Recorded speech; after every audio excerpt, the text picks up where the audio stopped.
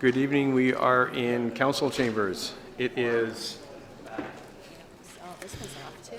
7 o'clock right now. it's 7 o'clock, unlike the clock on the wall which says 8. So our council chambers hasn't moved to a standard time. Councillors, no one has signed up for open forum, so we will start off with the council meeting. First, declarations of pecuniary interest and general nature thereof, please. Seeing none, may I please have a motion to approve the agenda as has been amended? Councillor Kim, Councillor Peary, comments or questions on that? All in favor? Opposed? Carried. Thank you. We have 4 sets of minutes: the special council meeting of October the 6th, the council meeting of October the 25th, the special council meeting of October the 26th, and the special council public planning meeting of October the 26th. Does someone move those, please? Councillor Peary, thank you. A second, please. Councillor Tom, all in favor? Opposed? It's carried. Thank you. We have two presentations. Pardon me. First presentation, Mr. Elliott, with respect to the 2017 operating budget. Mr. Elliott, do you need more than 10 minutes, Mr. Elliott? This is where you say no. Yes, please. Yes, please. Just not much, but yes. Okay. Could I have a motion now to extend? Councillor Thompson, second, please. Councillor Humphreys, all in favor? Contrary? It's carried. Mr. Elliott, the floor is yours, sir. Thank you, Mr. Chair, and I apologize. I feel very, very warm tonight, and I've taken my jacket off. I don't mean any disrespect to anyone. Our 2017 operating budget is in your agenda tonight. The report is intended to give you an overview and simply ask this council to refer it now to Budget Committee for review beginning next Monday at 9 a.m. And so I'm here just to give you an overview as to what that looks like, and also to assist our residents who may be watching to watch and follow this budget through the cradle-to-grave process. So tonight, this budget is about continuing to manage the taxes here in Aurora, and there's a number of elements that go into it and a number of uses of your taxes. We have a number of budget meetings, and they are all open to the public. You can see that we've completed our capital work. Tonight, we've got capital budget approval on the agenda and the operating budget kickoff report. Upcoming, we have 4 scheduled meetings, the first one at 9 a.m. all day. On November the 21st at 7 p.m., we hear from the Public Library, the Cultural Center, and the Historic Society. On the 28th, we're going to be doing what we hope is some budget discussion wrap-up, but we'll also be discussing the water wastewater budget. And then, all being well, we anticipate seeing you back on December the 13th at 7 p.m. for council to approve the operating budget and the water budget. And all of these meetings are open to the public. You can join us here if you wish to speak. You're given an opportunity at the beginning of each meeting. You don't need to register, and we would love to hear your input. The context of this is that the town is clearly transitioning from suburban to urban, from greenfield dependency to an intensification type development mode. Our 2C secondary plan approval is progressing much more rapidly than we first expected. The promenade, which is fine. The promenade plan is in place to help direct infill and intensification to strengthen our downtown. We have a CIP plan in place, and that's advancing. We have heard more calls for economic development activity and more efforts in that regard from the town. We also have a lot of instability, really. Tonight we have the U.S. election. We have the European Union issues, the CETA agreement, the pipelines issues, OPEC. There's foreign civil instability. There's a lot of nervousness in the national and international economics. But here at Aurora, we need to focus on servicing our growing community. We have a strong growth, a lot of people interested in living here, wanting to move here, and have moved here and need to receive the excellent services that we're used to providing to our community. In the greater context, though, what is done is a council decision. Are we doing the right things? Those are council decisions. That's what we do in budget discussion. How it's done is the staff delivery, and that's the domain of your CAO and your senior management leadership team. And we are always asking, are we doing things correctly? Are we doing them the most efficient ways? Are we delivering those services you expect in the right way? So that's just the context of this. We're focusing on the left bubble of this during our budget discussions. How does this all tie into our strategic plan? The financial pillar is a very significant part of the strategic plan. We can't do things without the finances usually. And so developing a budget that is targeted and aligned with our strategic plan is very important. Some of the things that we've achieved financially and in the context of financial sustainability, in the last number of years, we've consolidated and developed our 10-year capital investment plan. It's an annual document, it's a living document, and it's a planning document for us, and we rely on it. Nearly $200 million of expenditures planned in the next 10 years. Annually, we've been building our cash to capital reserve contributions for infrastructure. That's a good strategy. We've been planning and tracking our infrastructure investment through our work order and asset management system. We're following our new asset management plan and the funding strategy for that, so our assets and our infrastructure appear to be in good shape, provided we stay on track with that plan. That gives us infrastructure sustainability and financial sustainability. We've approved a reserve fund strategy. We have, that's missing a tick mark there. We have we generated savings this year, or soft and found efficiencies in about the $240,000 range annually, and we did that through the application of lean management principles and other initiatives. We have a new service level and business unit approach to our budget, focusing on what we are delivering to the client. We've created our financial advisory committee in the last year, and we have begun working through a detailed level of annual budget reviews with them. And also, with that committee, we've had council approve foundational documents referred to as the council budget principles and council budget process, both of which are on our budget page and are helpful to all parties in the budget discussion, councillors, potential councillors, staff, and residents, to understand how the town of Aurora views its budget process and how it actually goes through it step by step. Council set a direction, came to us and said, we're looking for a tax increase of inflation. Keep it to inflation. Inflation turned out to be 2.1%. We agreed that inflation would now be the measure from July to June of each year, and so that 2.1 was the reported inflation for that period back in July. We have been able to maintain our services within that budget. You asked us to maintain services. You asked us to fund required increases in our fire services within that, meet the service needs of our growing community, contain the inflation, and index all of our non-tax revenues for inflation where possible. So that was the direction that you gave us. You also gave us Part B, which was put an extra 1% in there for our fiscal longevity, our fiscal financial strategies, use it to reduce hydro interest reliance, use it to reduce our supplementary tax reliance, get us moving down that curve towards the long-term intensification type mode from the greenfield, and maintain our increasing our cash to capital. So staff responded. We have a draft budget tonight of 1.9%, leaving a little on the table. Council asked us to come in at 2.1. We came in at 1.9, plus the 1%. We've indexed all those fees.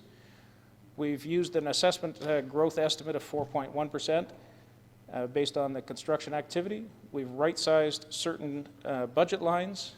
We've talked about that at Finance Advisory Committee. We've talked about it in the past, and I'm certain that we will have some discussion about it during our budget deliberations starting next week. We have set funding targets for each department, including, or in addition to them, we've also set funding targets back in August for the Library Board, the Cultural Center, and the Historic Society. And they are going to be coming back on the 21st, I hope that they're coming back within those targets. With respect to what's in the budget, we have met the service expansion to our growth community goal that council set for us.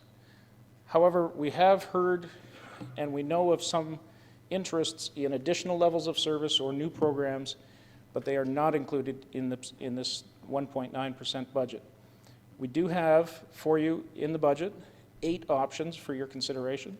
Those are options which are not included, require some additional funding, and we'll have separate discussion on those. The details of each of those is in tab 5 of your budget binder, which you'll be getting here tonight. So those are clearly laid out. We heard suggestions, we heard comments, and so we have responded by providing information, but unfortunately, given the constraint, we were not able to include them in our base budget. Our net operating budget by service is close to $60 million this year, and you can see that the largest portion of that is infrastructure and environmental services, followed by Central York Services, or Central York Fire, followed by different groups. We've got, going up on the left side, we've got Parks and Rec, we've got internal support services. Contributions to infrastructure is 12% of our budget now. I'm really glad to see that that's 12% of our budget operating dollars going to infrastructure, as opposed to some municipalities that have a large piece of the pie going to debt service. So we have the library board at the bottom. Planning and building services group, they rely on other fees, development activity fees, but as we continue to mature, we're going to see that piece of pie, which is almost just a line at the moment, that will expand in the coming years.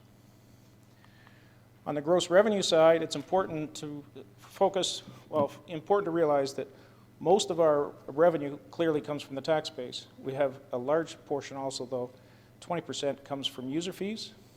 We've got grants and other grants in our gas tax come into play. We've got some draws from reserves coming in. We've got investment income. We've got fines and penalties, which are not quite user fees. And then we've got hydro fund proceeds, which is just a line on that graph at this point. But it's only $100,000 for 2017, and then we hope to continue this strategy and get rid of that for 2018 altogether. So what do you get in this 1.9% budget? You get a well-maintained infrastructure. You get sustained service levels to our growing community. We've got award-winning community events. We continue to win awards for different things. We've got a great variety of recreation and cultural opportunities for all ages. And we've got what I believe is a well-managed and fiscally sustainable community. So that's what you get. In the context of how does this tax increase of 1.9 plus 1 fit in with the past, this is just a chart listing those tax increases from the past. Prior to 2004, we had a number of years of zero in the 90s, but I could cut this as long as you wanted, but this gives you a show that in the last number of years, we've seemed to buffer it down and have fairly stable and predictable tax increases that appear to be reasonably manageable for the most part. We recognize that not all families can afford increases on everything at different times. Increases of any sort pose some challenges to some families, but at the same time, this corporation faces inflation every day as well, and we need to recognize that. What are the key contributing tax pressures? Often I build a little chart here as to how did we get to that 1.9%. We have an increase of fire, just 1.1 by itself. We have some right sizing of our budget. It's a significant number, 1.6%, but we've accomplished and accommodated that within the 1.9%.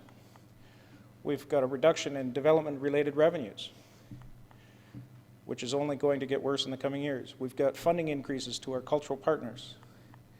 We've got other growth and inflation that comes into play. Offsetting that, though, we have new taxes from our new residents, approximately 4.1%. And that brings us to the 1.9 before our fiscal strategies. When we bring in the fiscal strategies, what have we got there? We've got an additional investment in our infrastructure renewal, transfers to cash to capital. We've got our reduction in the supplementary revenues and a reduction in our hydro interest reliance of 0.4. And so that brings us to the total tax increase of 2.9%. What does that mean to a taxpayer? Well, when we weigh the pressures, we know that if we're at 2.9 in the center of the chart there, the York region was 2.69, their estimated tax target for 2017. We believe the school boards are going to be holding net zero at the provincial level as well. When we weight those across, it's simple math across the way, we come to a weighted tax rate bill to the resident here in Aurora of about 2.23.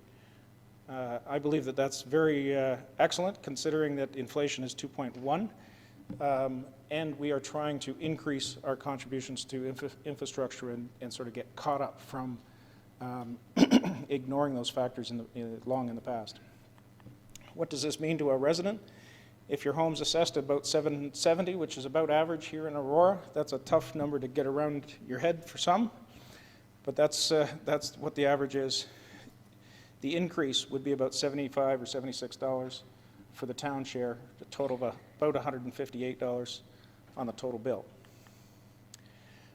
We have been operating a citizen budget survey, and so I want to share with you a little bit about what we've seen there. It's difficult sometimes to digest exactly what we were hearing. Late in the process, the survey was open from August 1st until the end of October, so 3 months. We received what we thought was almost 200 survey submissions. Unfortunately, after it closed on Monday, we found that somebody had sort of stuffed the ballot box using the same IP address about 50 times or more. And so we've now removed that so that you've got a clearer picture of what was representative of those 132 survey responses. Each respondent was asked to provide feedback as to how they would prefer their current tax bill to be reallocated within the town services. They were able to leave the tax amount for each service unchanged, or they could step it up by a couple of 2.5, I think it was 2.5, 5, 10, up to 20% more, or up to 20% less for any given service. And so what did we see? They provide the town with an indication of the importance that people place on those services, and also perhaps, and/or, their satisfaction level with those. If they're satisfied with something, they may say, keep doing that. They may be prepared to put more money in it, or they may put more importance on it and say, I don't think you're quite doing enough. I need more of whatever. So what did they say? For these services, 50% of the residents, the survey respondents said, I want no change, or I want you to spend more money in these areas. And it was almost all of our services. Prepared to pay the same or more than 50% of those residents said that. What the numbers mean, though, infrastructure renewal said 83% of the people fell in that category of wanting to spend the same or more. The town services were greater than 50% of the residents wanted to decrease the proportion of their tax bill going to a specified service. This was important. This was after we filtered out the other ones. Unfortunately, only one showed up on this side of the ledger. The cultural services, very close, only 51% of the respondents said decrease. And of those, though, it was 60% of them wanted the maximum decrease allowed in the survey. So that was an interesting piece of information for council. With this, Mr. Mayor, I would conclude my presentation. I'd be happy to field any questions about this.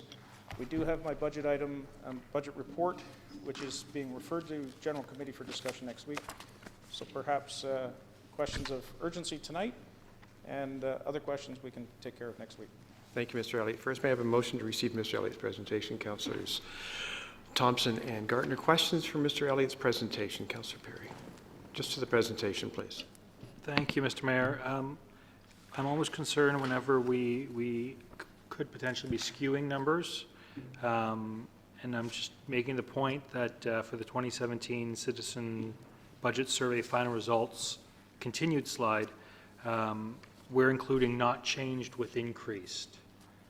And we're looking at a percentage. I think I'd be more interested to see how many people would like to see no change or a decrease. And I think no change could easily be fit into either category, and it's easier to paint a rosier picture if no change is included with the or increase section. So if possible, I think it's, it would be appropriate to see how many people don't want to see anything changed compared to not changed or increased. Mr. Elliott? For next Monday, we'd be happy to bring forward just a package of the detailed survey results for each service level and have you peek and peruse through that. Anything else for Mr. Elliott? Councillor Thompson, Councillor Gardner. Thank you for the presentation, Mr. Elliott. Just in regards to your comment about some of the savings through the lean management process and other initiatives we put on this year, have we set a target for 2017 in terms of continuing these type of initiatives? Perhaps you can sort of expand on it a bit in terms of long-term approach. Mr. Elliott? Or perhaps it's best directed to Mr. Or Nadarozny. Mr. Nader-Rosny? Through you, Mr. Mayor, we haven't set a specific numeric target at this stage, although when you see the departmental presentations on Monday, there will be reference to specific areas where we've applied some of the lean technologies and where we will continue to do so in our plans for 2017. But to say that there's a specific budget attributed to that yet, not at this stage.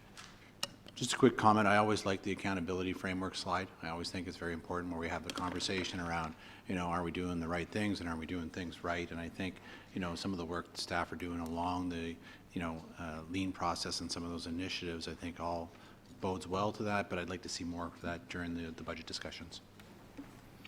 Councillor Gardner. Thank you, Mr. Elliott. You said this before at the table, and sorry, I was looking over there. And I was questioned by residents, so if you wouldn't mind explaining what as long as we stay on track means. Through you, Mr. This Chair. is on page 4. Oh, no, I don't know where it is. It's what I believe it was in relation to what's on page 4. This is in the context of our financial funding strategy for our infrastructure sustainability model. And we show a forecast of diminishing increases of tax rate increases required to continue to fund our infrastructure each year.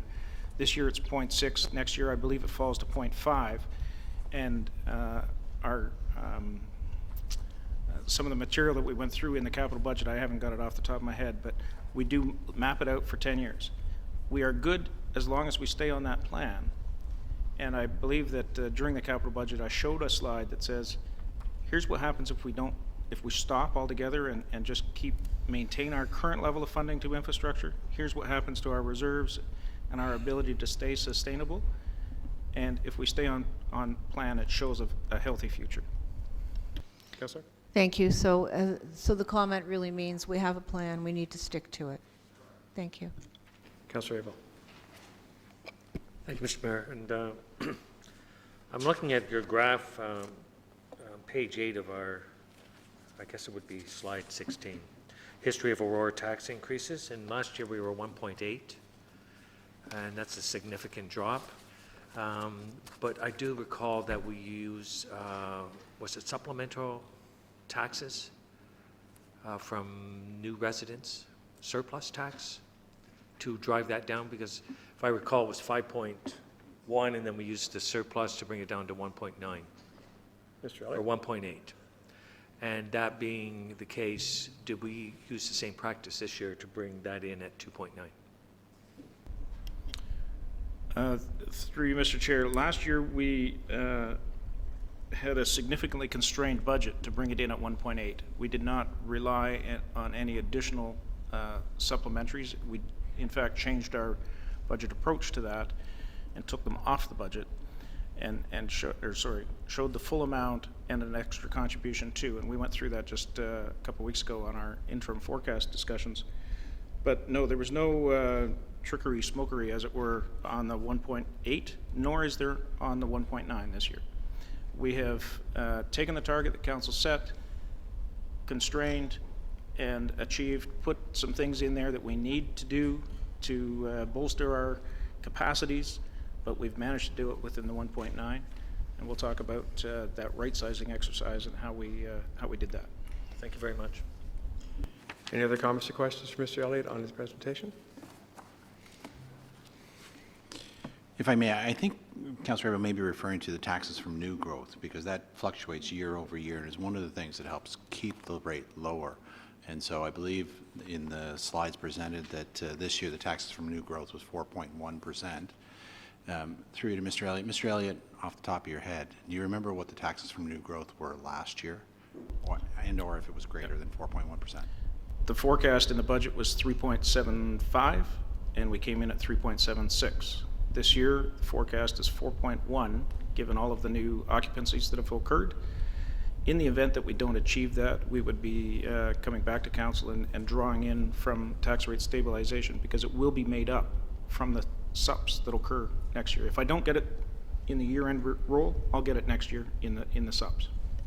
But I think in general, I mean, the important point there is that, we've been very fortunate over the last number of years to have considerable growth, and that considerable growth has helped us to keep the tax rate down. But, as the initial slides alluded to, I mean, we are moving from a community that continues to grow to more ones that's built out and looking at intensification. And so that growth from new taxes will diminish. And so it's more important than ever that we continue to look at those lean processes to keep tax rates low. Any other comments, please? Councillor Abel? I want to thank Councillor Thompson, because that's what I was getting to. So I didn't make that clear to Mr. Elliott. So I guess my general question is that we're taking advantage of the low tax increase because of our growth. I don't know if that's a fair way, and I'm not phrasing it right. I didn't phrase it right last time. I don't want to fall into the same. But the idea that we're taking advantage of that growth spurt to maintain a fairly low tax increase while we're always employing good practices. We may have to be a leaner machine as we go down as that growth slows down. Is that a fair comment, Mr. Elliott? That's correct. As we get into unpacking the budget a little bit more next week, you'll see that we have clearly used that growth revenue. We have been able to provide increased quantities of service to those residents within our 1.9 budget. And then we've also taken some of that growth money and adjusted various budget items to right-size the budget so that we've increased our accountability inside our budgets.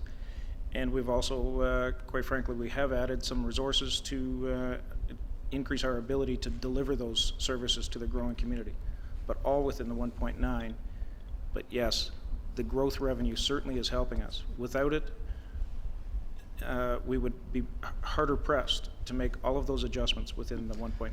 Perhaps, Mr. Elliott, I'll take some time next week prior to the budget to get a fulsome understanding of what it is I'm trying to get a handle on. Thank you. All in favor of receiving Mr. Elliott's presentation, please? Opposed? That's carried. Thank you very much, Mr. Elliott. Our next presentation is Mr. Weiss from Activate Aurora. Mr. Weiss, sir, you have 10 minutes. If you could. As quick as I can. My name is Ron Weiss. I live at 37 Larmont Street. I'm the chair of Activate Aurora and the Aurora Sports Hall of Fame.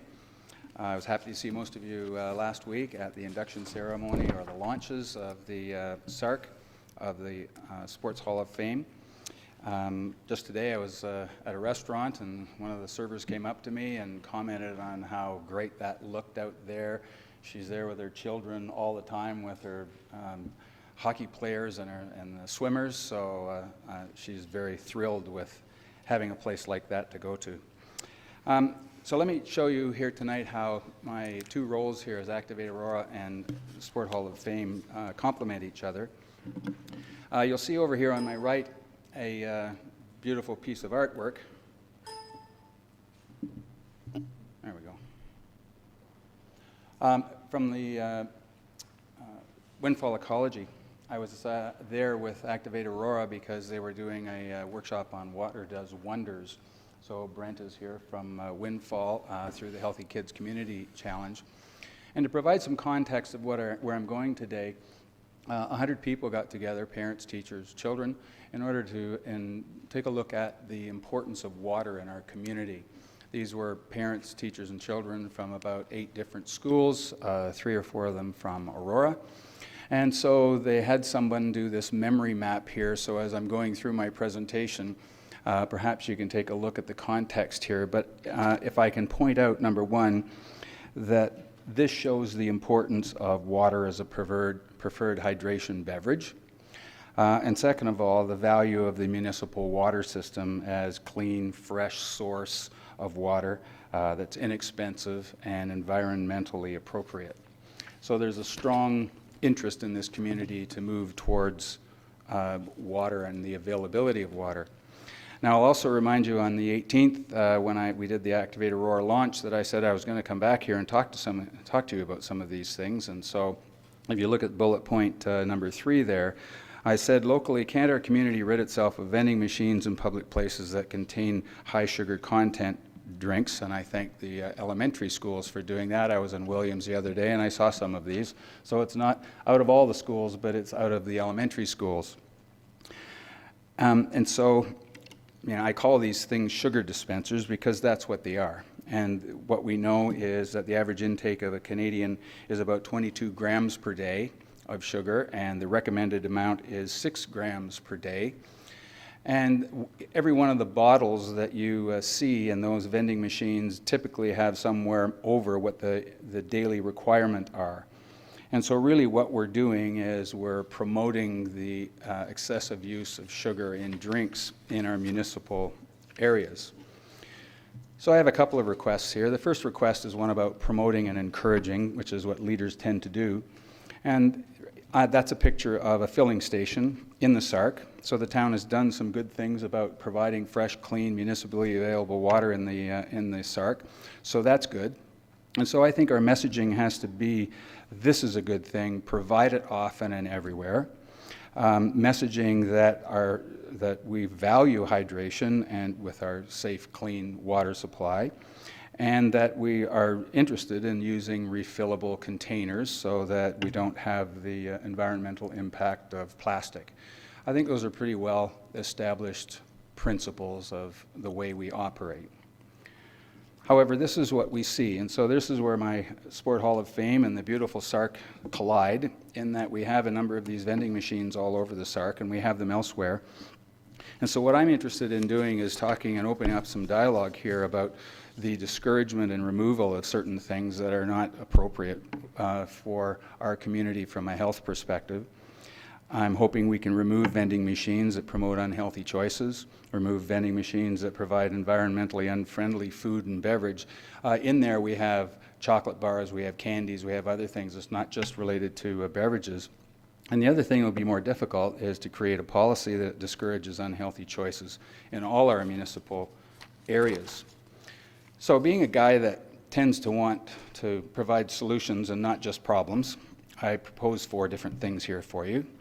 So number one, I think we should be reviewing the existing contracts that we have, and if we can remove some of these vending machines immediately, that would be great. Any vending contracts that we have that have a term, because we believe in honest involvement in business with people, to allow those terms to expire but not renew the contracts, and then create some policy that suspends further agreements with vendors that provide these sugar dispensers and containers that harm the environment. And then the bigger, tougher one is to create some policy on the provision of food and beverages in all of our facilities that promote healthy consumption. I hope you'll consider this, perhaps put it on your agenda for new business either today or some other day. I'm governed by the compass, not the clock. So I know we need to identify what is the right thing to do and how to do it. I realize we have to be patient, that it may take a little time to get them done, but we need to have some principles where we're going. So I want to thank you for allowing me to speak tonight. Thank you, Mr. Weiss. May I have a motion to receive? Councillor Humphreys, Councillor Tom. Comments or questions for Mr. Weiss? Councillor Humphreys. Thank you. Through you, Mr. Mayor, thank you so much for coming tonight and sharing this with us. I think it absolutely is the right way to go, the right direction to go, to just keep our community as healthy as possible. I'm not sure if you're aware, Regency Acres just did a really great program in launching a harvest salad salad bar for the school. Farm to school. That's right. And what a great success. The kids had a great time. They got their plate and had a selection of fresh vegetables. And it does take work. It does take a different thought process, but it just encourages me that the right things are being done to keep our youth healthy, and ourselves, all ages. So I think it's a great idea. I love that you brought solutions forward, and I think through new business tonight, we should put something on our agenda to get together with staff, yourself, a few of us, just to see what we can do, how we can go to get to this direction.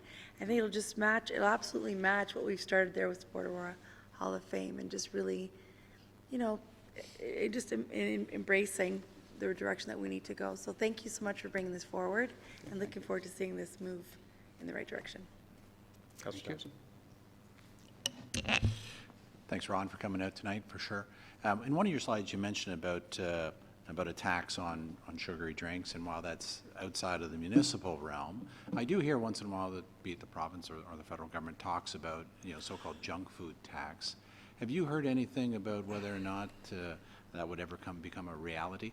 In March of this year, the Senate was critical about Liberal government not doing enough in this area. And the two areas was in sugar tax and the implementation of a sugar tax. And the second one was targeting children with advertising. I don't know if you get up and watch cartoons anymore on Saturday and Sunday morning, but if you do, you'll see a lot of targeted advertising for children. And so there has been discussions with Minister Philpott, who's the federal minister, to start addressing this issue, and I'm hoping it happens sooner than later. But these things, in my opinion, tend to happen when large groups of people tend to become advocates. So we're a small group of people here. I'm hoping we can become a larger group of people with the community at large, because that makes a difference. Thanks very much, Ron. Councillor Gartner, Councillor Marcus, Councillor Kim. Thank you. I agree. And we also could include our snack bars at town facilities in here. Councillor Marcus. Thank you, Mr. Chair. Thank you, Ron, for coming. We've had many discussions, and how I feel. I think it's a great initiative to make these changes and to promote eating healthy. And I'm just curious, when it comes to the drinking aspect, I guess we would be looking at eliminating vending machines, because in essence, if it's not water, it's probably going to have sugar in it, and if it's in that vending machine. And considering I know our environmental committee has been kind of throwing around the idea of looking at banning water bottles within the town. And so Right. if we are looking to go that route, then therefore we'd be looking at eliminating those vending machines. But I think that maybe as a town, we need to look at making sure that all our facilities have those watering stations in there. Right. So therefore, everyone has it readily available to refill. So I think maybe that's definitely one of the areas that we need to make sure that all those facilities have that, all the schools have that, before we actually do anything at this level. Yeah, it really is a matter of capacity. How much do you need if we're taking something from here? Or what do we need to do to make sure it's supplemented over there? There certainly will be costs on putting more filling stations. I talked to the York region, or to the region, about their program called Tapped In, where they bring trucks to various areas where people can fill up their refillable bottles. And so there's a lot of advocacy going in that direction. So it seems like a simple thing, but it's not a simple thing. I remember when I was at the AYSC, we did a turn on the tap thing, because there were thousands of plastic water bottles left around after the end of tournament. So it was an environmental thing, but it was just simply a mess. And so we wanted to eliminate that, and I think it's catching on, I think. I just, one comment, I get a lot of people don't realize how great water is for your body and how much it actually does for you. So just throw Councillor that in Kim. there. Thank you, Mr. Mayor. Thank you, Mr. Weiss, for presenting. I'm all for healthy lifestyle and healthy living, and I'm wondering, through your experience, whether you've seen the experience of other municipalities as they transition from in getting rid of the vending machines and that ilk. Do you know of any other municipalities? No, I haven't done that kind of research. My guess is that Mr. Downey and his staff knows a little bit about that. So I care about this town, and if, you know, what happens in London or Newmarket or wherever they want to do what they're doing, I focus on our area here, but I think there are some best practices in the transition that we could probably learn from. Sure. I'm all for being the leader in that area and starting from here, and I'm sure the municipalities will follow. Thank you. Okay. Councillor Tom? Thank you, Mayor Daw, and thank you, Ron, for coming out tonight, and certainly an initiative that we can, at least I can get behind. But Councillor Kim asked my question with respect to have you done any, looked into what other communities may or may not have done, so, but I'm sure we can get staff to look at that as part of this. My other question would be, in your presentation, you specifically referenced sugared beverages and stuff, but obviously there's more products in water that might not be sugary beverages, such as milk or coffee or those types of things. So do you have any comments on that, or are those just out of the scope of what you were looking at? You just want to get the sugary beverages out of public facilities? Last part is yes, I want the sugary beverages done. We know what the concentration of sugar should be in order to get proper hydration, and we know the problem with too much sugar in it. I think the other question that I think that has been discussed here, both with the snack bar that Councillor Gartner and yourself are alluding to now, has to do with some policies around healthy eating. And maybe we're doing something over here with vending machines, but we're not doing enough over here with other opportunities to send a good message. I spoke with Councillor Humphreys about this, about unique paradigms of how different things can be done to send a good message. We have a farmer's market. We have a few other things that are really moving in the right direction there. So can those appear in our municipal recreation or municipally owned facilities? All it takes is some good thinking, discussion, and how to implement these kinds of things, because that is a leadership thing I think belongs in this community.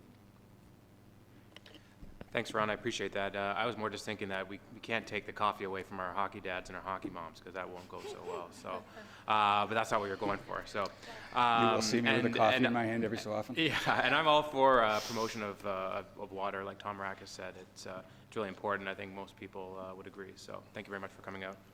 You're welcome. So black coffee is okay, but a double-double's not.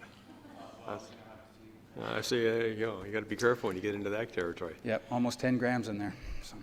Councillor Humphreys? I'm sorry, Councillor April first. Councillor Humphreys already spoke. Everyone's speaking, so it's my turn. Well, again, thanks very much. Great idea. You know, looking after our children, our youth, is so important. And I know you advocate walking to school, healthy eating habits, everything you do with Activate Aurora, which is for everyone, and it just speaks about a healthy community.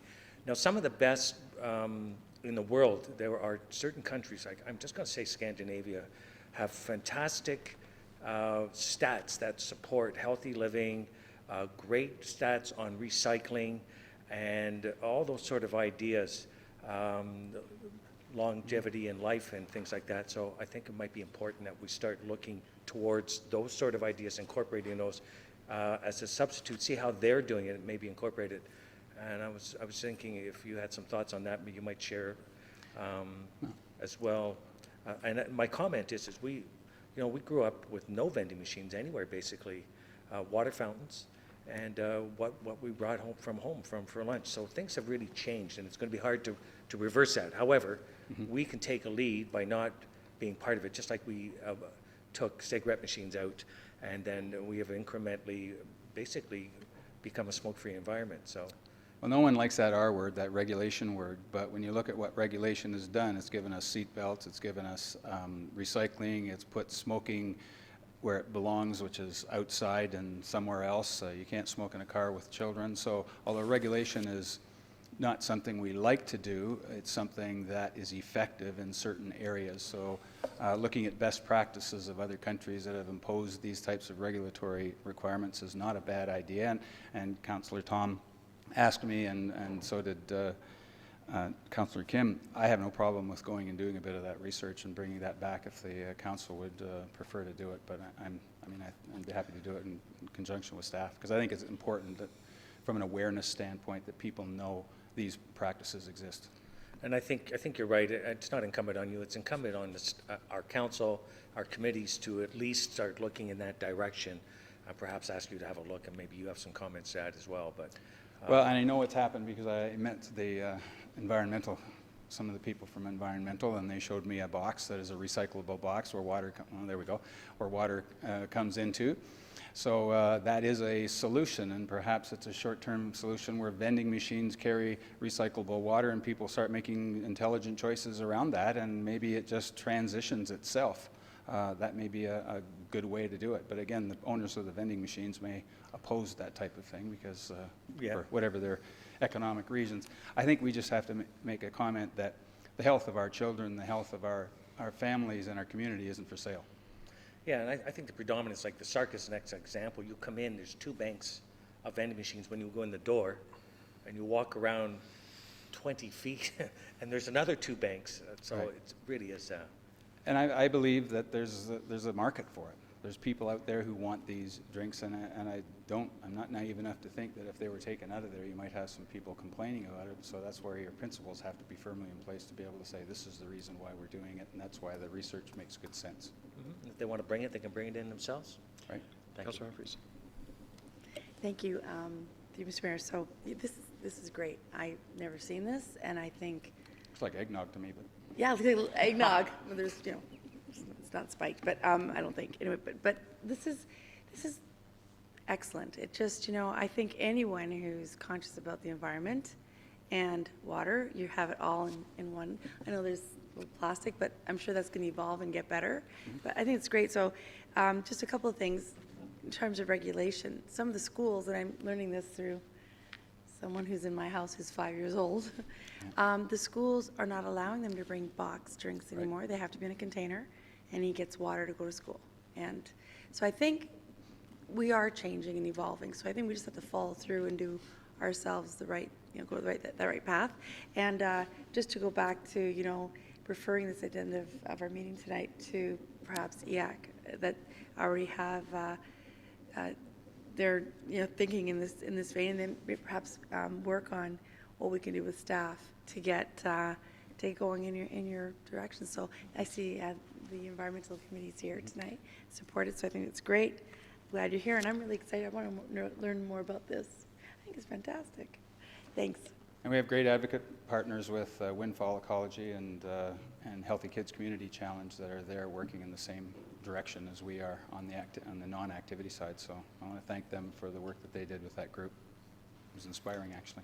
Thank you very much, Mr. Weiss. There is some interesting contradictions, though. I don't drink pop, rarely. So, I would have absolutely no problem with vending machines selling that be banned.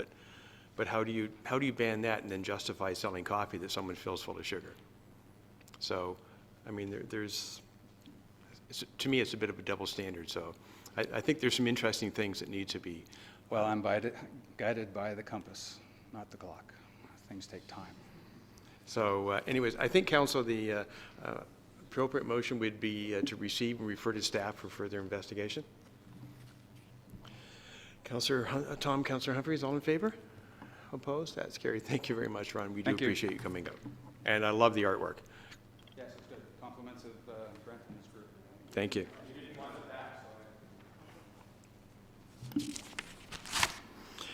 Council, we'll move to public service items. Councilor Maracas, may I start with you, please? Thank you, Mr. Chair. On, was it Friday? It was Friday?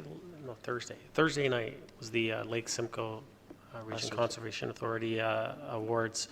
And, I was very proud to attend, and our Environmental Advisory Committee actually won an award for the Education Award for the environmental affair that they put on. And so I just wanted to recognize the members. We have a few of them here in the crowd tonight. We have Jennifer, Nancy, Irene, and Christina.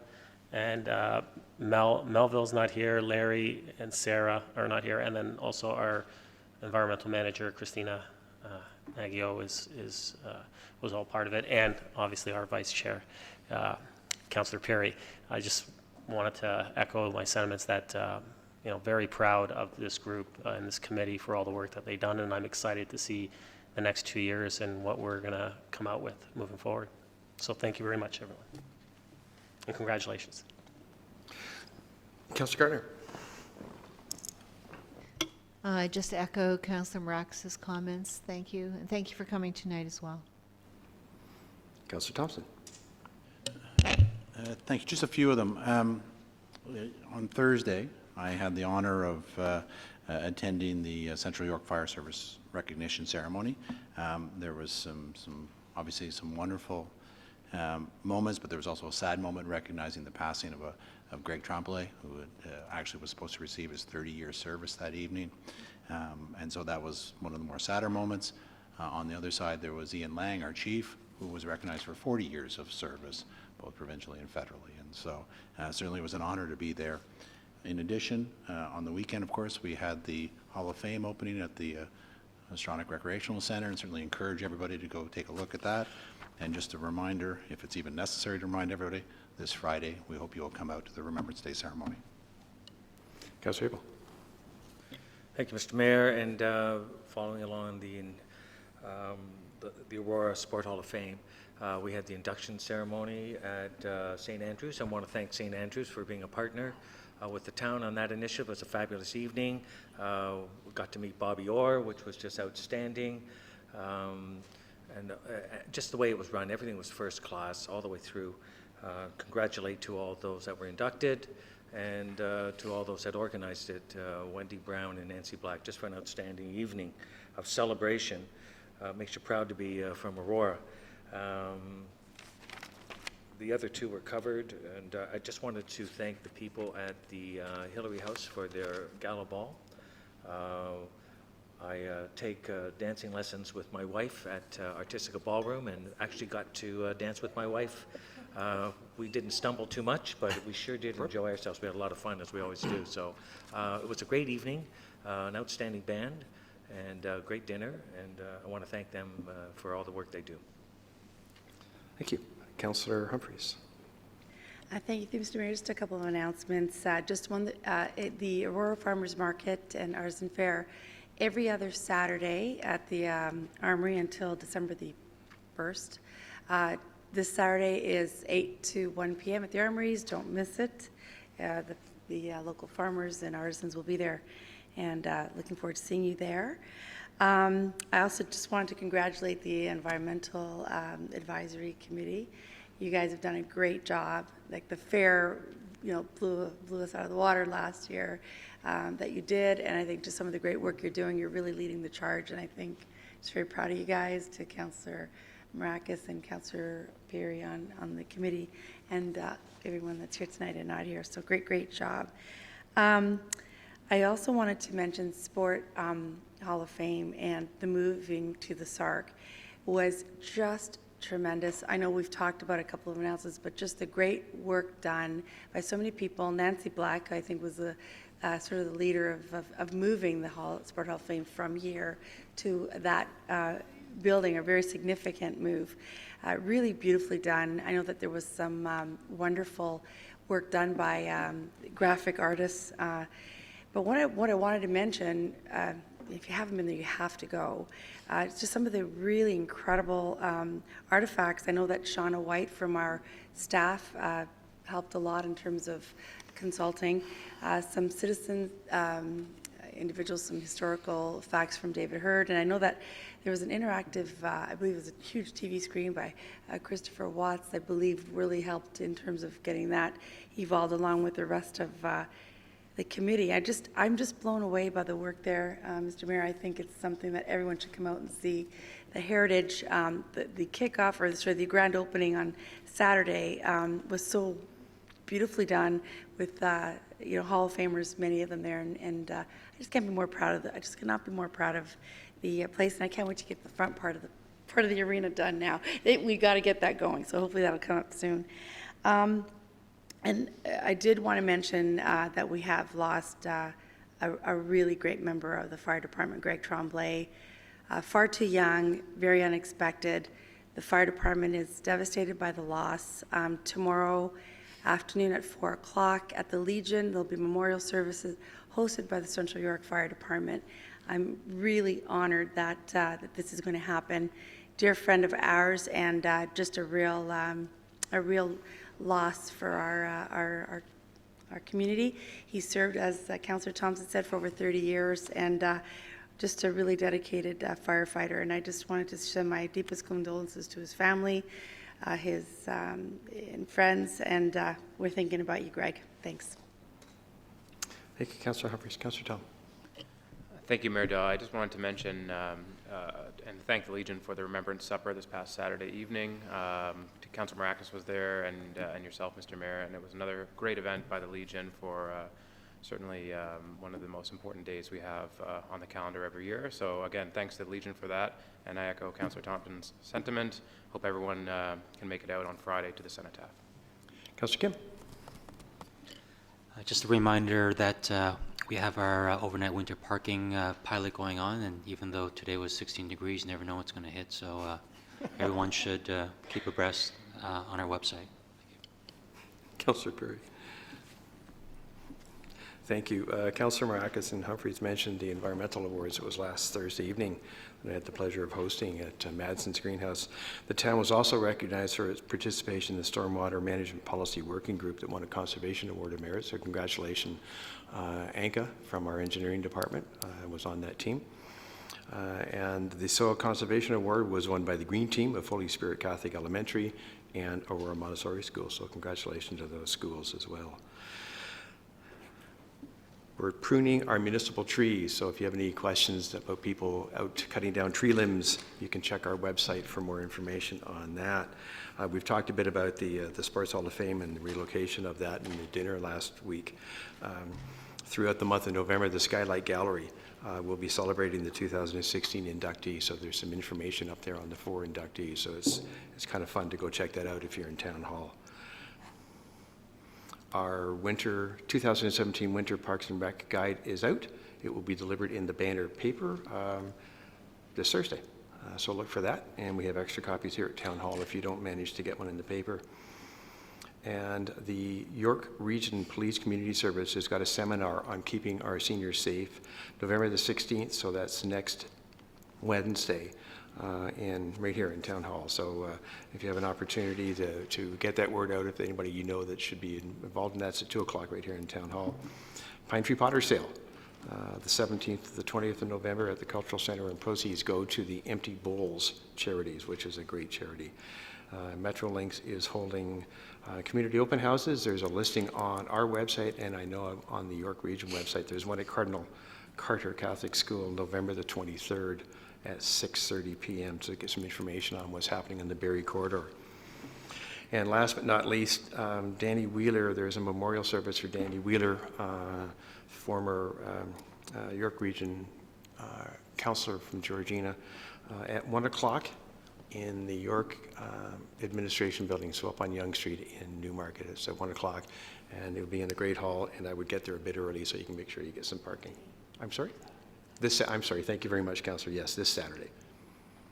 So thank you very much, Councillors, for that. And we'll move on to determination of items requiring separate discussion, please. And Councillor Perry, I believe I start with you, sir. Thank you, Mr. Mayor. Items number 4 and 7, please. I'm sorry? Items number 4 and 7, please. Thank you. Councillor Kim. Councillor Tom. 1 sub 8, please. 1 sub 8. Thank you. Councillor Humphries. Good. Councillor Abel. Councillor Thompson. Number 6, please. Councillor Gardner. Thank you, Mr. Mayor. 1 sub 3, and with that, number 8 from the council agenda.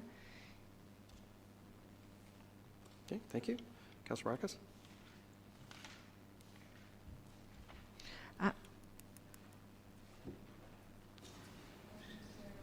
Mike. Thank you.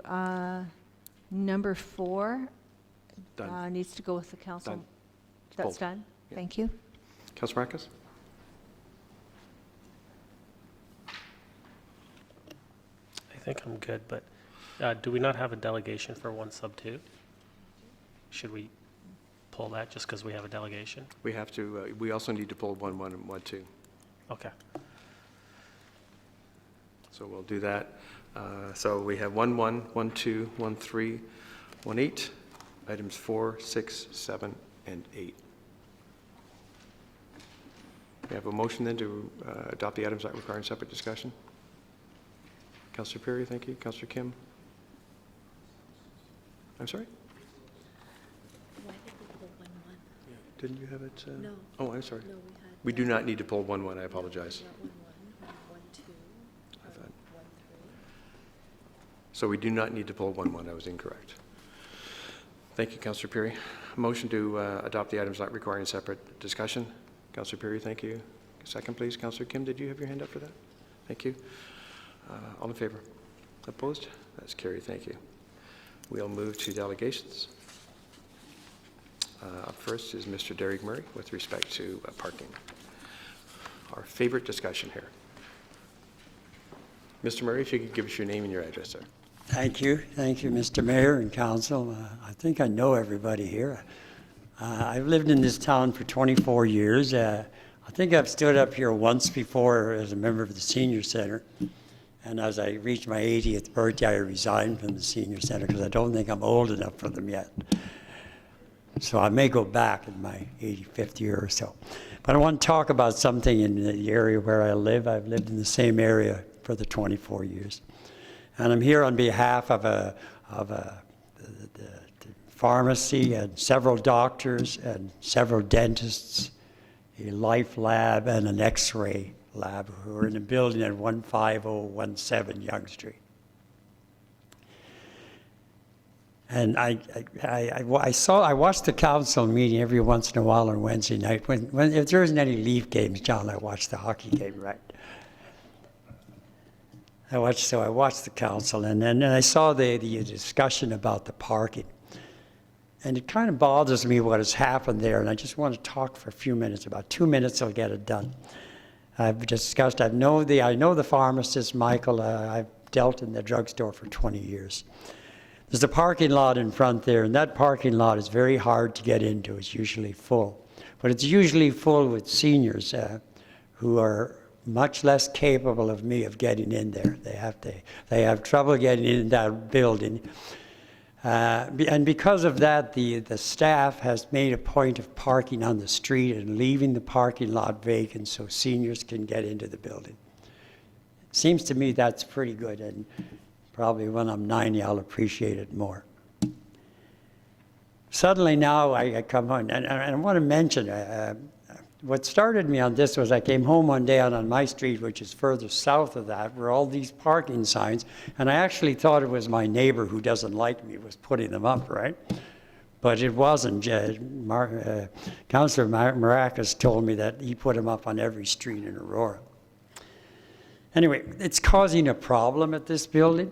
The staff now has to, if they park on the street, they have to get out of their offices every 3 hours and move their cars, because they're parked on the street. That to me sounds very unrealistic, which leads me to believe not a lot of thought was given to this, to the consequences if this parking was around a business office or a building. I don't think it makes a difference in front of residents. You know, I don't think I'd mind if somebody would park in front of my house. I mean, I'm far enough away, and so is the drugstore. I wouldn't walk to the GO station. I'd take a taxi to the GO station if I was going there in the morning. That's how far away I am. I don't think a lot of people walk from the drugstore to the GO train either. There's a consequence when you put signs out without thinking what the next step on that is. The next step on that is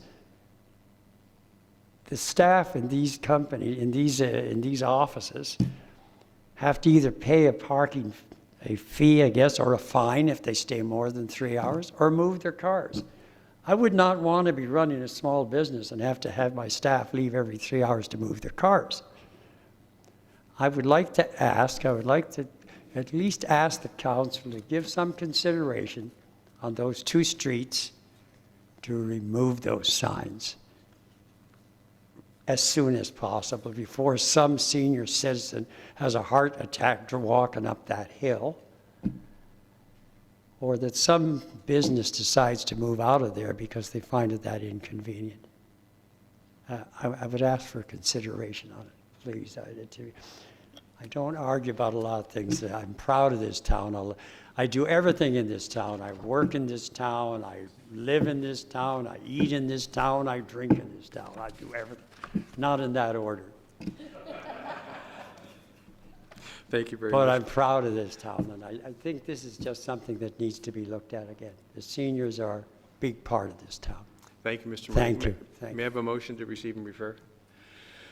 Abel Maracus, comments or questions for Mr. Murray, please? Councillor Abel. Any questions on it? Thank you, Mr. Murray, for coming forward. I think you articulated very well exactly the case in this area.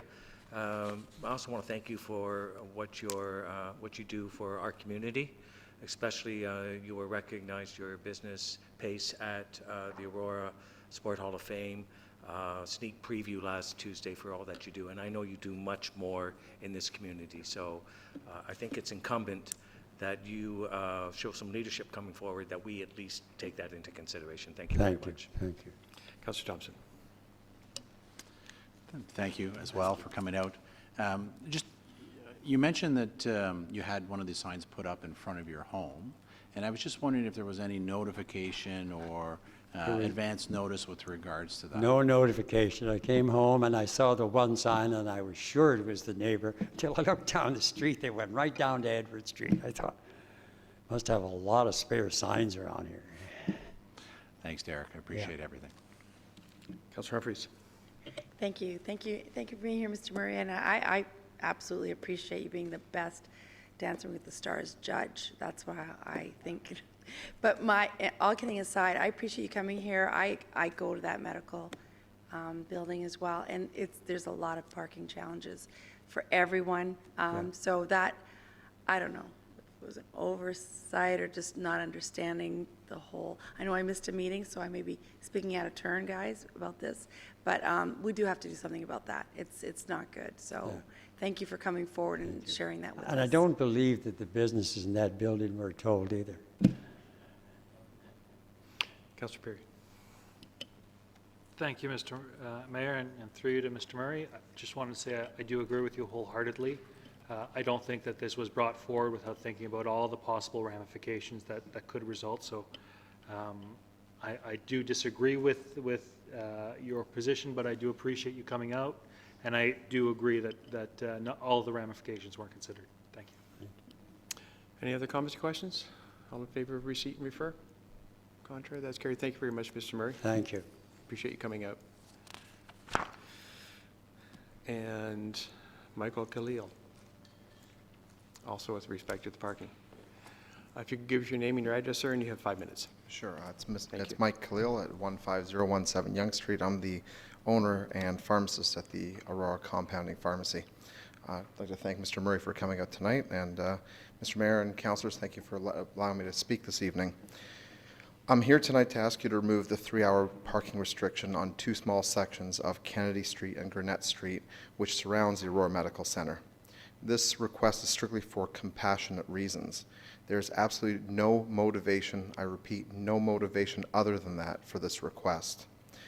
Each section affected is very small, approximately 20 meters on each street, but has a profound potential impact on patients.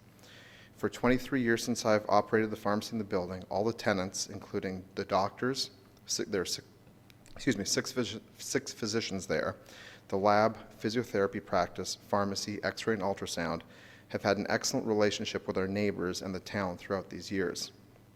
There has never been a complaint for our neighbors. In fact, 3 of the residents on Kennedy Street East come to our medical center, and 2 of them come to the drugstore. We've had an excellent relationship, again, since I've been there for 23 years. By placing the new restrictions on the streets surrounding the building, it forces me, some doctors, and the ancillary staff to park in our own parking lot. During busy times, this would force some patients, mainly the elderly, to park on Kennedy Street and Gurnett Streets. As I'm sure you're aware, and I hope most of you are, there's quite a steep incline on Kennedy Street East going up to Yonge Street. It's about a 7-degree or 8-degree grade. It is very steep. This would force these patients to go from their cars up to the medical center, walking up the steep incline.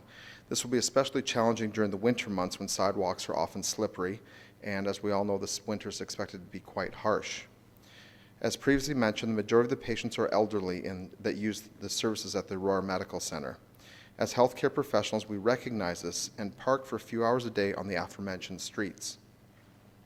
My colleagues and I and staff would much rather park in our own lot, but we make the sacrifice to park further away to make it as easy and safe for the patients and the people who need these spots. There's absolutely no other reason, again, to remove these signs. It's strictly for compassionate reasons. The patients will continue to come to the building regardless of the parking issues they may face.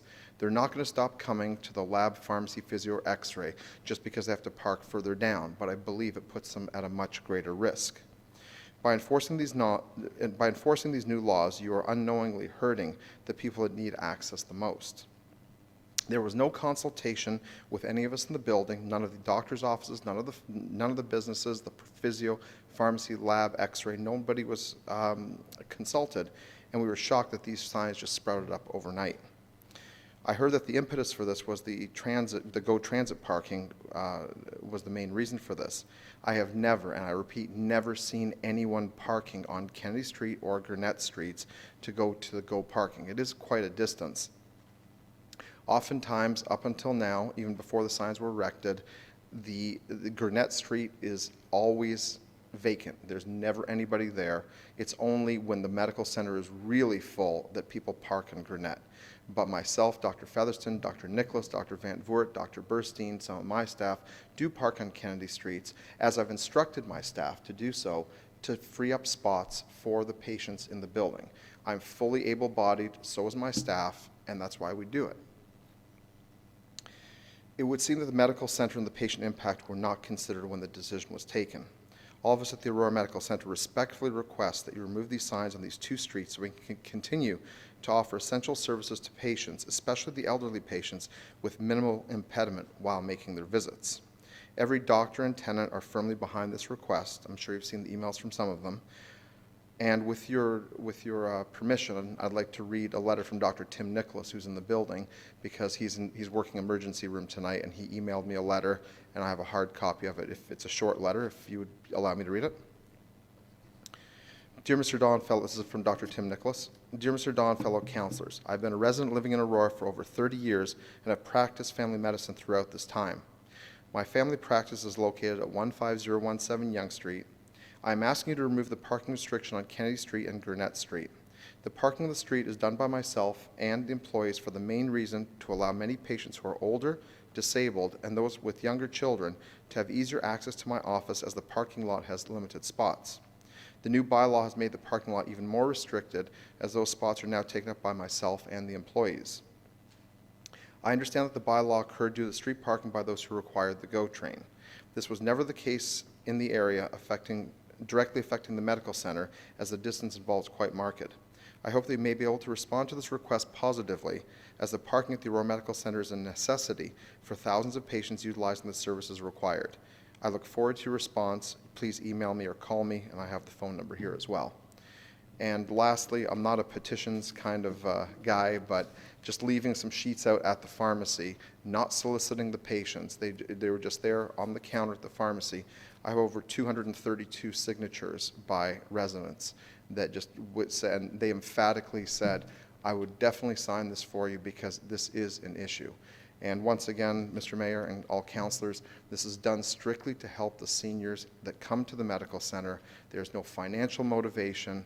There's no ulterior motives. This is strictly to allow easier access for the patients. And I thank you for your time.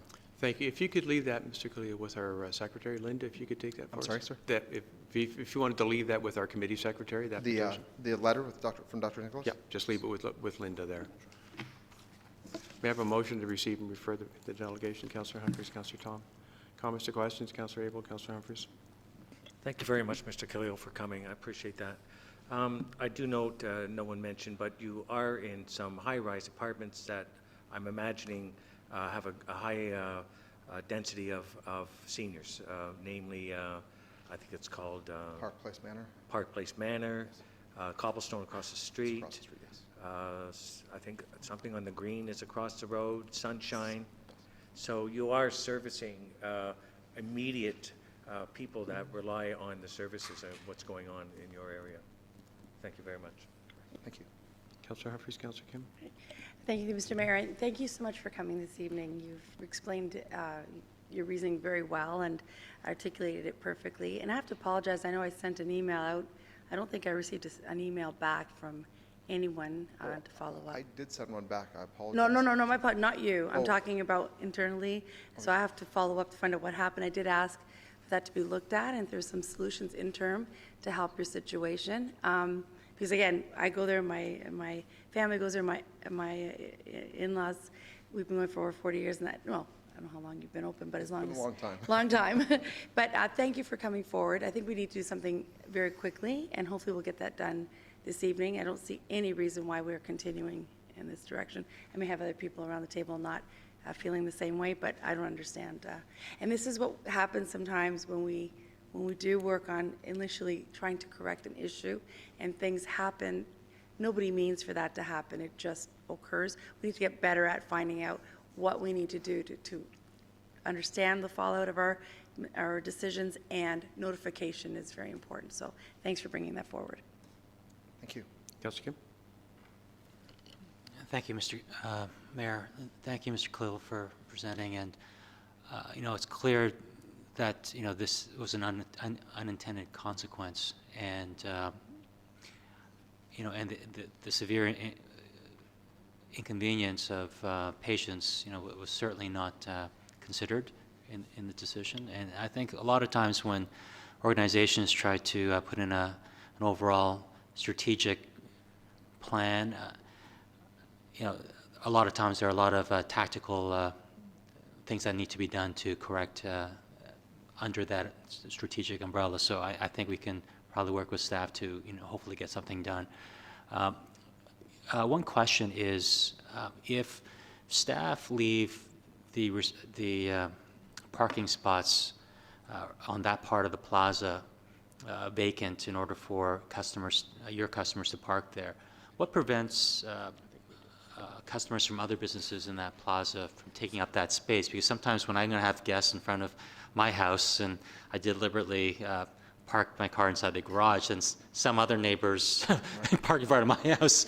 And so how do you know that your patients will be parking in that Well, vacant I can only tell you from experience, because I do go in and out of the building about 4 or 5 times a day, and I'm very cognizant of who's parking there.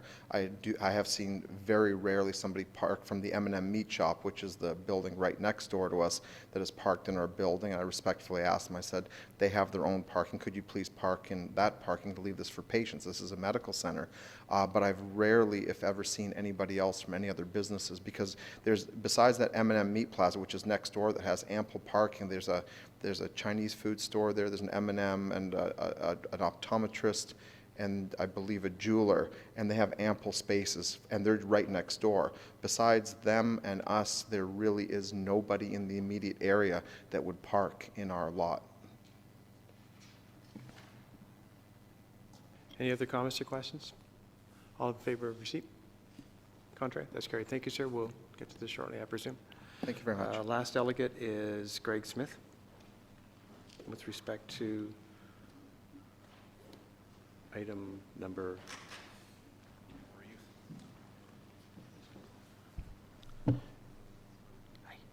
Good evening, council, staff, fellow Aurorans. My name is Greg Smith, 74 Ardell Crescent.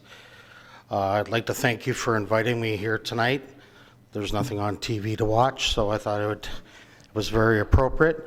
And as we are all interested in the big competition to the south of us, I thought I'd update you, let you know it's 1-0 for LA over the Leafs.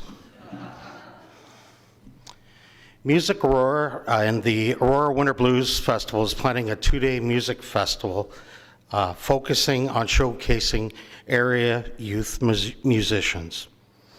Each day will begin with young musicians, and as the day progresses, it'll turn into adult professional bands. Our plan is to have free admission to the festival for the weekend. Alcohol sales will be used to generate revenue to help offset the costs of the festival. Generally, the majority of alcohol sales will occur later in the day as the events move into the adult performers. Who is Music Aurora? It is an incorporated, not-for-profit organization whose mission is to foster a vibrant, active music scene in the community of Aurora. This new organization is community-led through the strength of the volunteer individuals who have brought the town of Aurora the very successful Aurora Winter Blues Festival, the Aurora Music Festival, End of Summer Blues Concert, a Tragically Hip screening, and along with our new partner, the highly successful York Simcoe Youth Music Festival that is going to move from Bradford to Aurora this summer 2017 and join up with our Aurora Music Festival and expand from a one-day event to a two-day event, hopefully at Town Park.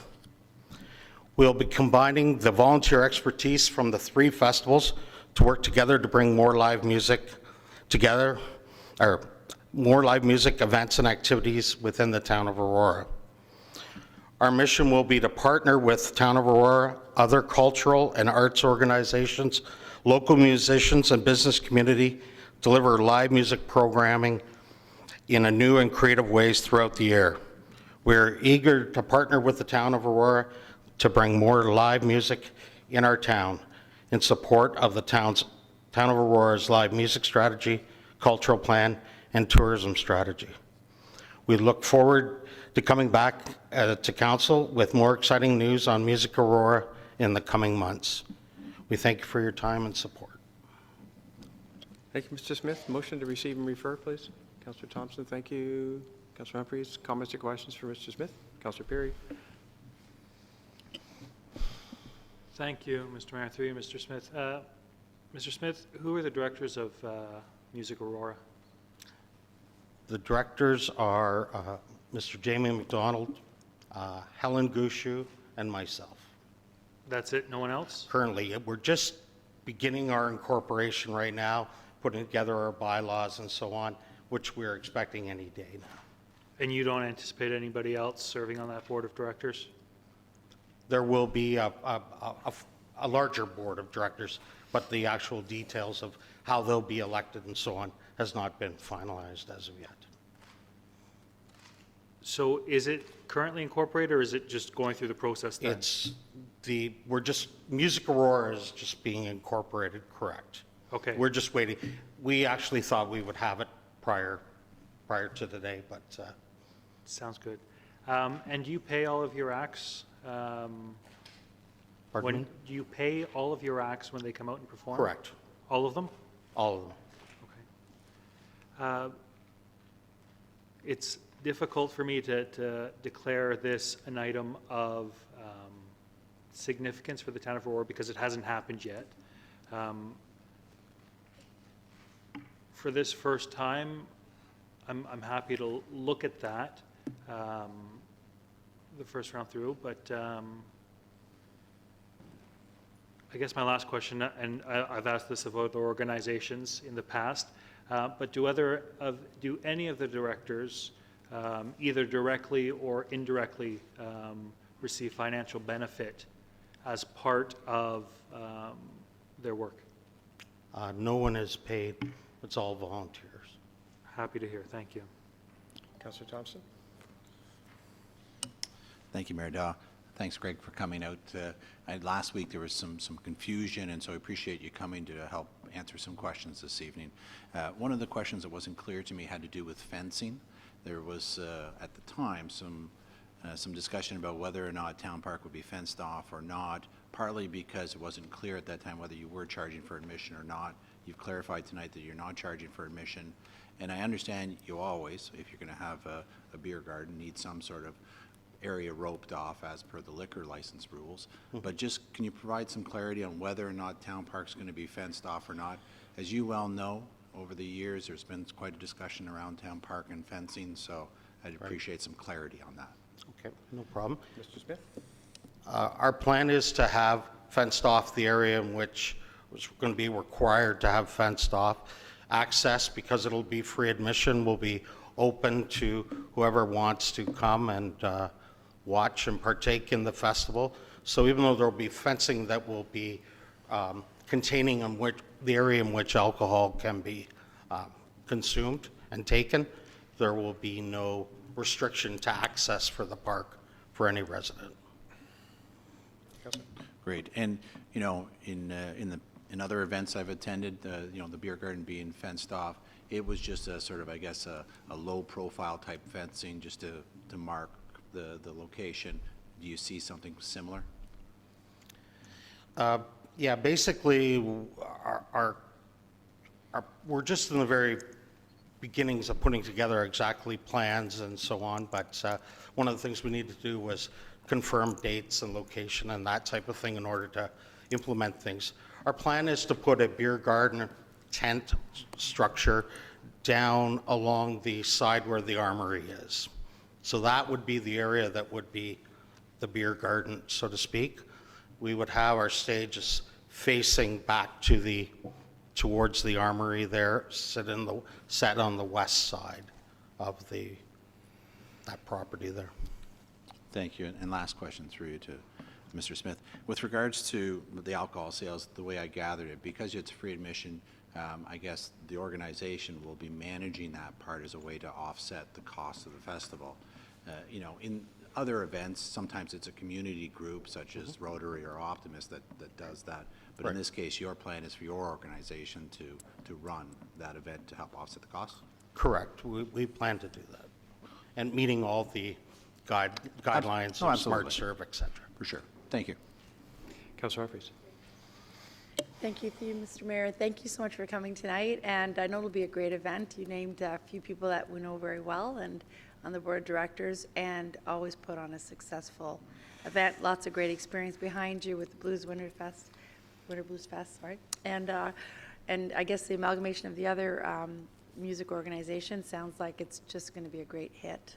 Looking forward to it and having something amazing of that nature in our parks.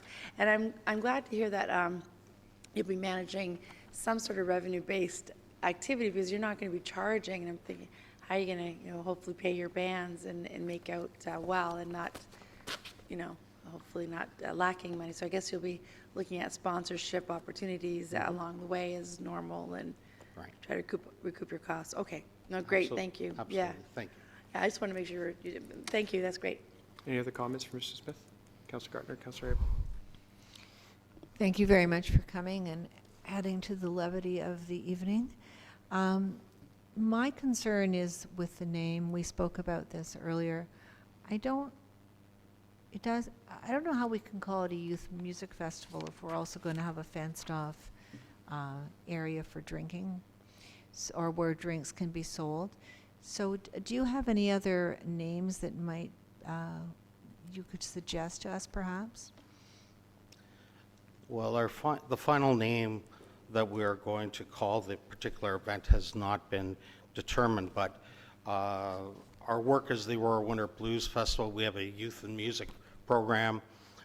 Instrumental in everything that we've done so far is to provide young musicians an opportunity to perform. And so, though it's youth that will be performing earlier in the day, we have youth that perform at King Richard's pub at Shucks. We have bands that are in there performing in fully licensed establishments. We don't see this as being anything different. We are respectful of the fact that it is youth that are performing, but in fact, the attendees will be families and people of all ages. Thank you. Is it youth? Is it only youth that's going to be performing throughout the festival? No.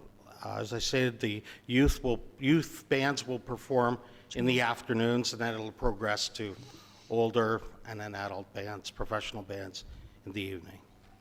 Thank you. And I don't have a problem with the beer garden. I have a problem with the name. Thank you very much. Fair enough. Councillor Abel. Well, thank you very much for coming out, Mr. Smith, and I'm proud to say I'm pleased to be associated and a volunteer with your other endeavors, and especially want to commend the most recent, which was a Tragically Hip. I don't know how we would have pulled that off so quickly without the expertise of the volunteer base that you've accumulated. And on that, you featured a fantastic youth band, the Spencer McKenzie, and they were obviously paid. And I know Councillor Perry alluded, he wants to know if everyone's paid. Having been involved with promoting youth, I know that you pay the youth. You make them feel like they're being paid professions to bring them on stage in a festival professional environment, and they can live and see as the day progresses with the professional bands. But in this case, are they all going to receive some compensation for playing at the festival? Yes. Mr. Smith? Yes. All bands are being paid. We just had our press release for the Aurora, our media launch for the Aurora Winter Blues Festival, and it is one of our tenements of what we do, which is basically all musicians get paid, and we believe that we wouldn't expect a lawyer to provide their real estate services because it's great exposure. We say the same thing with our young musicians, that if you're going to take this seriously and you're going to work at it as part of a profession, that you need to get paid for the services you provide. To give it some sort of scope of how many bands would you imagine participating during the day for, say, 5 hours each day? How many would we be seeing? Well, the York Simcoe Youth Festival last year had approximately 10 acts during the one day that they had a festival. So I would think it would be maybe a little bit less than that per day, because we are going to graduate into adult performers later. That's great. I appreciate that. And I wanted to, I failed to mention it in the presentation, but congratulations to the Aurora Winter Blues Festival media launch. It's they partnered with St. Andrews College for 2 events going on in their theater and auditorium. Yeah. And you're partnering with Cultural Center, the Legion, Yeah. neighboring bars. Did I forget any other? I mean, it's just incredible how the scope has changed.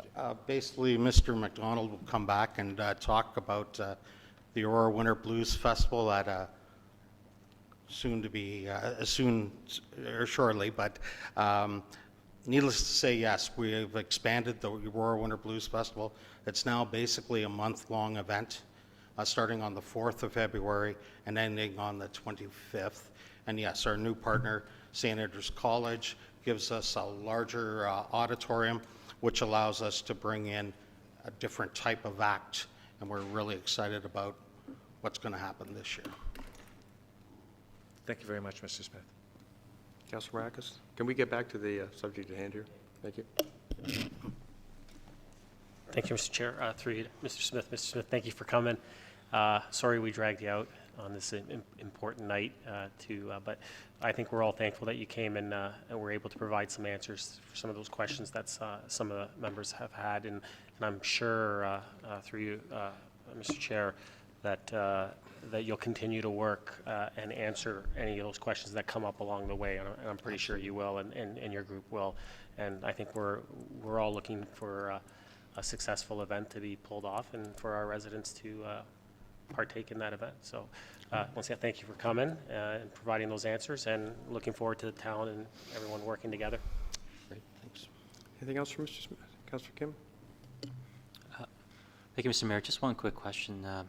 Thank you, Mr. Smith, for presenting.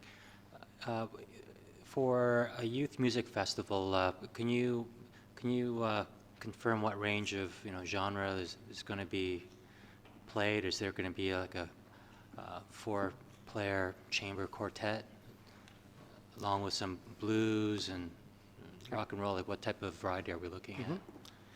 Well, that's one of the reasons why we are here early, because they're young musicians. One of the things that we have to do is many of them go away for the summer on holidays, and many of them have other obligations. As part of what they are being asked of right now is a commitment to, you have this gig lined up, you need to prepare as a band, work with your music teachers or whoever else. And so basically, it's a wide open, the genres.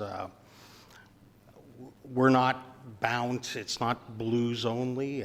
It'll be, in fact, probably from a youth perspective, very little in the way of blues. It'll be all genres of music that will be called upon. Yeah, thank you, Mr. Smith. I think given now the cultural diversity that we have in Aurora, you know, to get other newer residents engaged, it'd be great to have music of all genre in there to celebrate youth music. Absolutely. The challenge is, and I mean, the Aurora Public Library just had a coffee house in conjunction with the Arts Music Store on Saturday. Part of the challenge is that young musicians need to be brought along in a comfort level so that they feel comfortable to do. And so at the Aurora Public Library, many of our pop-up performances are held in the living room. Well, with the arts and the coffee house, they hold it in one of the Magna or Lebovic rooms. And part of that is just the kids' comfort level and being able to perform.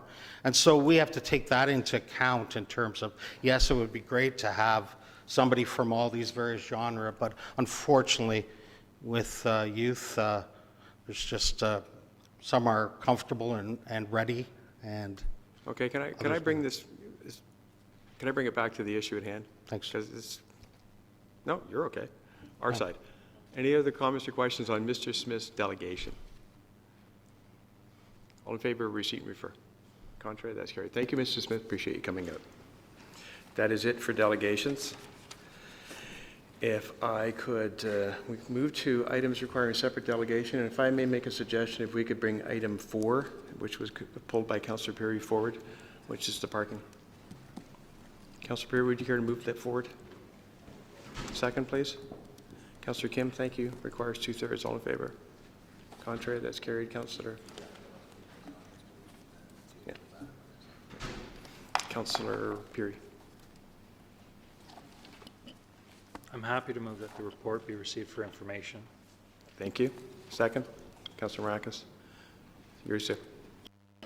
Thank you, Mr. Mayor. So I agreed with Mr. Murray in that I don't think we thought about all the ramifications when we put this parking ban in effect. So what I think overall, from a holistic point of view, if this is to proceed and move forward, I would want the businesses to be paying the full market rate that everyone else, that all the residents have been asked to pay, and that all the residents have paid to be able to park off-site from their own premises. I think that's the fair thing to do. I think that's the appropriate thing to do. Ultimately, I think it's bad planning, but because we're treating everyone the same way, I think that's appropriate. That's one element. I'm tempted as to whether or not I want to go completely into the report. I do have a couple of quick questions, so hopefully I don't take too long. Through you to our solicitor, Ms. Desario, you focused on Section D of the Municipal Act that says giving a total or partial exemption from any levy, charge, or fee. You've explained why it doesn't meet, in your opinion, the requirements. I'm confused about the Section C, which says leasing or selling any property of the municipality at below fair market value. And if we're allowing individuals to park on the street, streets are very much our property. So I'm not sure how leasing the streets by allowing permits at below market rate, which is less than the $200 that everyone else is charged, why that wasn't addressed in the report. Mr. Serio, please. Thank you, Mayor Dahl. Mainly because this isn't a lease or it's not a sale of a property. You're suggesting it might be an interest in property, But to me, and legally, I would say that a lease means a valid lease that you enter into and that you deal with under the lease legal law. Councillor? Understood, okay. In a few cases in the report, it says that we are likely not in a situation where we are allowing bonuses. Can I ask why we're using the term likely? Yes, through you, Mayor Dahl. Lawyers like to use the word likely because law is a matter of interpretation, and as much as I consider it not to be a bonusing provision, not to be in non-compliance with the bonusing provision, someone else might. There are circumstances where you may argue that this by itself isn't considered a non-compliance of bonusing, but another corporation, another lawyer acting for a corporation could suggest that if that corporation is losing any money as a result of the town providing this relief to this particular clinic, that there is an actual non-compliance with the bonusing provision. It depends on the law, the arguments that the lawyers put forth, and then a court. So in essence, we are leaving ourselves open if another corporation comes forward and says that because one organization and group has been allowed this provision and we haven't, not being allowed or just the act of having somebody being given this treatment could leave us open to claims of bonusing. Through you, Mayor Dahl. Yes, that is a possibility, but I still suggest that it's a very limited and minimal possibility because of the reasons I outlined in my report. I appreciate that, and it was a fulsome report. So I wish it were a little bit more cut and dry, but I think we've all learned and understood with lawyers it isn't always. But ultimately, what would irk me if I lived in this neighborhood would be that I have to pay $200 to be able to park on the street, but this business doesn't have to. And I can't reconcile that in myself. I can't do it. So I'd be happy if we looked at a whole holistic point of view, whether or not this policy is the right policy to be having at all, and if there's a way to refine it to make it better for the residents and for the businesses.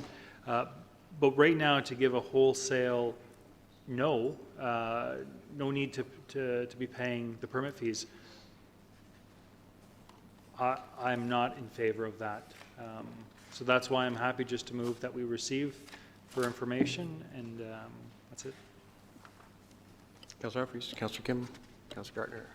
Through Mr. Mayor, I see it quite differently. I just think for this area, we remove those parking signs, just remove them.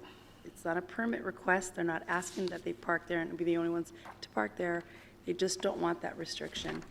And for me, I know you can interpret it other ways, but I just think that this is what happens when we react and we do a blanket decision and things happen.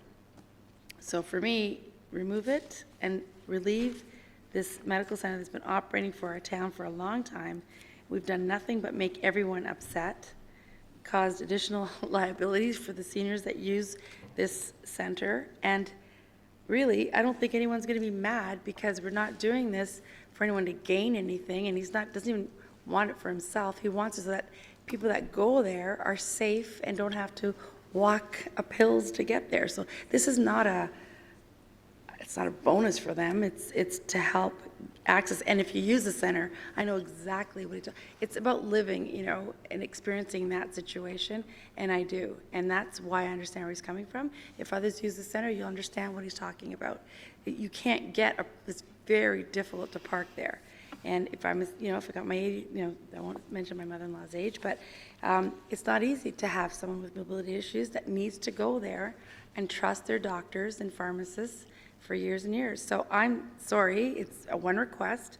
We deal with it per it's not cut and dry for me, but we deal with issues as they come along, and I think this is one where we made a decision. We're trying to do our best, trying to resolve parking problems because of the GO implications, and we've really, really discouraged the situation, or disadvantaged this situation for our residents. So just remove it for this area, done.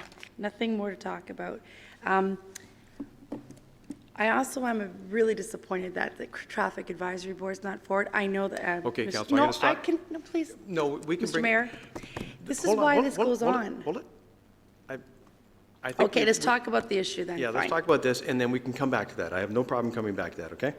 Thank you.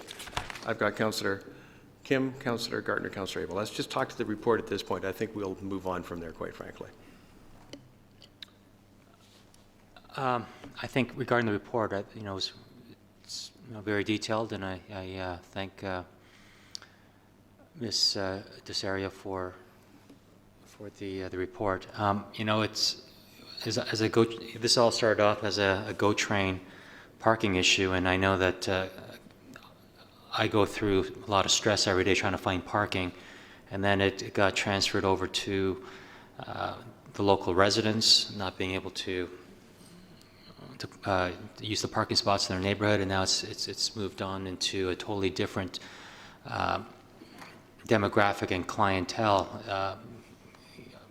on Kennedy Street East. It's when we first drew the map, I had hesitations, and I wasn't of the belief that people would walk that far. I know most of the people, and I think it was Councillor Tom that told me that he has a neighbor on Temperance, or someone told me just a block away. Am I not talking about the report? I don't want to be rude, but Councillor Abel is going to put a motion on the floor that I think may help this whole discussion. So. Okay.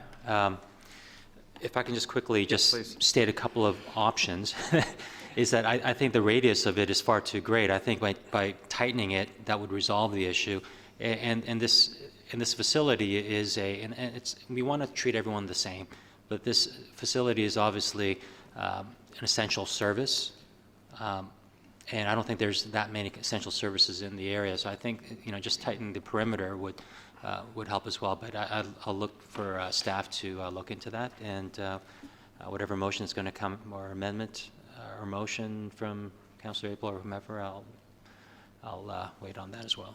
Councillor Gartner. Thank you, Mr. Mayor, and you feel free to stop me if I'm not speaking at the right time, but the way I look at it, and with the information that's been given to us by staff, it's not a legal issue. It just has to do with a medical center that, when medical centers are planned, they're planned to have enough parking spots. And it's always a struggle, and we always try and do it. This is an older center. I don't know what standard was used, but since then we've had quite an increase in the seniors population, and frankly we caused a problem that we created by trying to fix another problem. And it's up to council to fix that problem. It has nothing to do with unfair advantage, bonusing, anything else. We just have to be logical about this and use our common sense, and I think we definitely need to, I'm sorry, parking permits? I mean, it's a completely different area. We're talking about something completely different. Councillor Abel. Thank you, Councillor Gartner. Thank you, Mayor Dahl, and I thank the comments, and I thank the support that we can see there's a situation here that needs to be addressed, and that's addressing our residents and our seniors.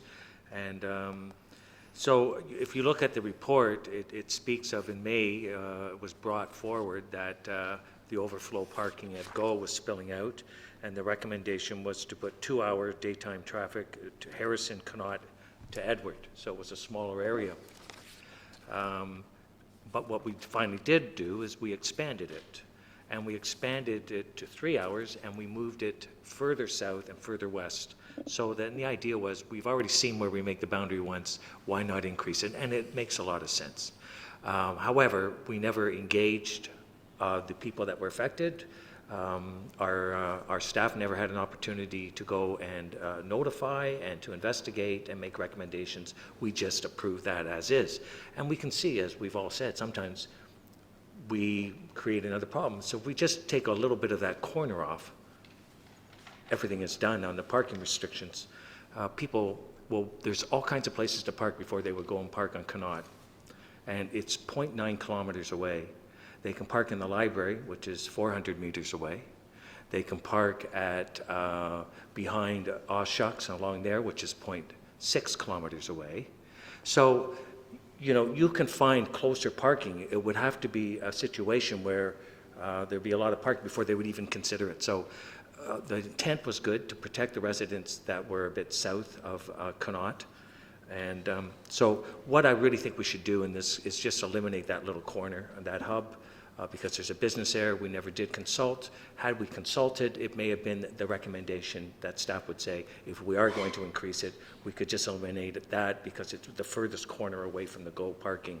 Let's see how that works. And so I appreciate what Councillor Humphreys is stating. So what I would recommend, if I could, Mr. Mayor, is to withdraw my notice of motion and put a motion on the floor to support basically what we are saying.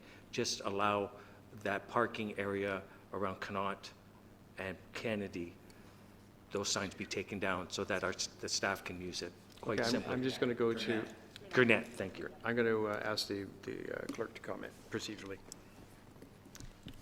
Through you, Mr. Mayor, we do have the motion that was presented in front of us, so if the councillor would like to withdraw that tonight, he can do that. The proper procedure for moving forward, though, is in order to look at removing the parking signs, is we'd have to do a reconsideration first, which requires 2/3, and then we could put the motion on the floor. So in order, is there a motion required to remove Councillor Abel's motion? Or can he just I think we can have a motion to withdraw. I believe he's put that forward, if we have a seconder. That would be first then. Councillor Abel, if you want to move that. I'll move. So moved. Councillor Humphreys is going to second it. This is just to withdrawing Councillor Abel's motion. Any comments or questions? All in favor? Opposed? That carried. Councillor Abel. It's a move for reconsideration of the... to remove parking off that. To move the parking... restrictions. Ms. Van Leeuwen. So first is to reconsider. Please, wording so we don't... I think it's just an important number. I believe what you're looking for, Mr. Mayor, is to remove the daytime parking restrictions along Kennedy Street between Yonge and Gurnett, and for the full length of Gurnett, it runs from Victoria down to Connaught. No, I think Councillor Abel is just looking for candidate. Oh, is that correct, okay. Councillor Abel? I'm sorry. Hold on. I'm going to let Councillor Abel do that. There's 50 yards to the north of Kennedy on Gurnett and 50 yards to the south on Gurnett, south of Kennedy. They just need that little bit of leeway. You don't have to go all the way to Victoria. That would be compounding the issue. Ms. Van Leeuwen, is there a better way to phrase that? We have the street. Councillor Humphreys has it. Well, I'm going to go to, because Ms. Van Leeuwen is the one who actually asked to enforce it. So I'm going to go to her as to what makes... You should do the reconsideration first. Well, yeah, but we need to know what we're reconsidering, I think. I think everybody knows what we're reconsidering. Okay, so motion, well, Councillor Abel has got a motion to reconsider, so we'll do that. That was moved and seconded. Requires 2/3. All in favor, please. Contrary. That's carried. Now, Ms. Van Leeuwen, help us out here in terms of logistically, what would be the best? I would recommend removing the restrictions Kennedy Street East from Yonge to Gurnett, and Gurnett from perhaps not all the way up to Victoria, but from Connaught Avenue south to Cousins.